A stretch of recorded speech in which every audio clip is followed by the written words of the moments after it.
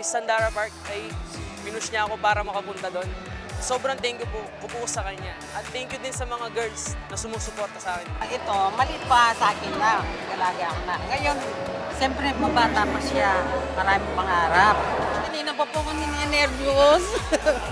Nang makita ko yun, bigla akong napag-iyak. Ngayon po, nung tinabol ko siya ni tuwang-tuwa po ako. Kaya una sa Panginoon, nakalabay sa akin.